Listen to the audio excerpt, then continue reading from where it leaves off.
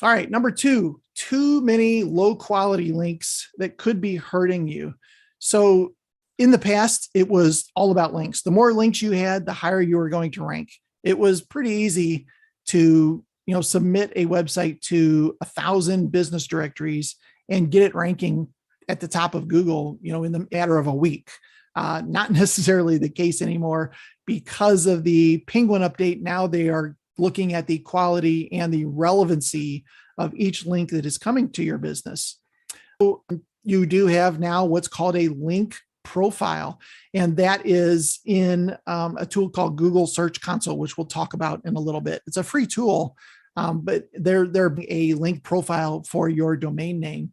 And one thing you can do is log into this and find these really bad links, from Russian sites or from Poland sites or from all these weird places, or there's spammers, or there's a lot of different ways this could happen.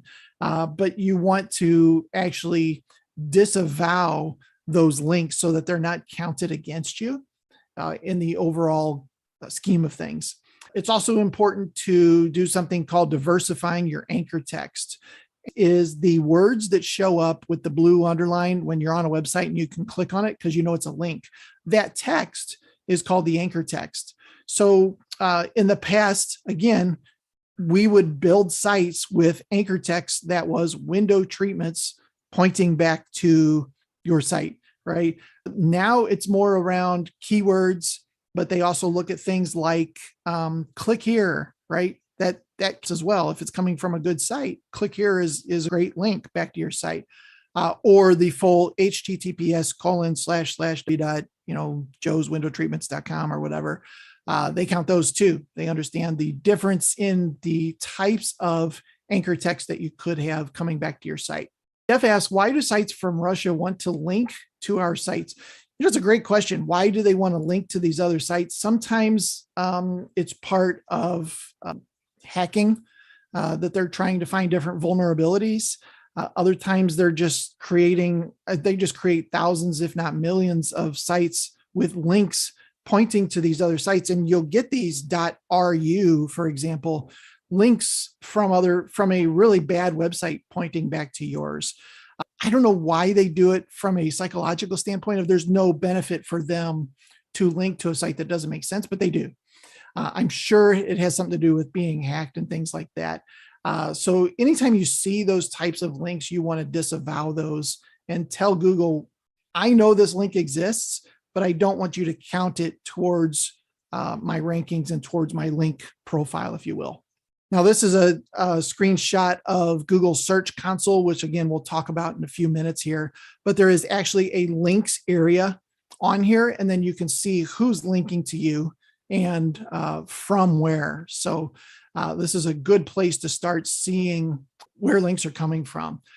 Jody said, if we use tiny URL addresses, does that hurt us?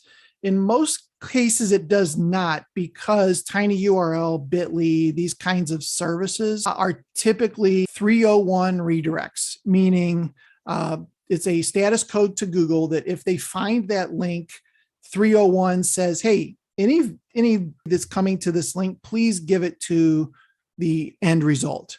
So if you're posting somewhere and you're posting a Bitly link or a tiny URL, or some of these social media services have these URL shorteners, almost all of those are 301 redirects, meaning they'll give the link juice to the receiving page. So not a huge issue there. I would stick with the bigger ones. Like I said, Bitly, tiny URL, some of the very well-known ones, just to make sure that that is the case. But great question. All right, Sue, is this where you'd manage your links? So you can't manage your links from here, but you can get a list of all the links that Google sees. The only way to really manage your links is literally to go to one of these sites and say, please stop linking to me, if it's one that you don't want them to link to. But in most cases, they're going to ignore that email, right? So there's no way to really manage who's linking to you other than to use the Search Console disavow tool, which basically acknowledges that that link exists. You've tried to have them remove it. They didn't. They probably ignored your email, assuming you can even find somebody to email at the other place.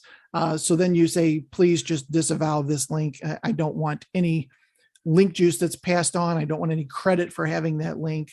Now, at the same time, you would want, you want to be very selfish about links, meaning you want as many links as you can get from relevant sources to your website, and you want to link out to as few as you can. So you want to be pretty selfish about it, to be honest. Google counts links as votes for your site. So obviously there's different levels of those votes, but you want to get a link from Window Coverings University or Hunter Douglas or Graeber, any of these manufacturers. Those are super relevant for you. So you definitely want to do that. Where is the disavow tool? It is in Google Search Console.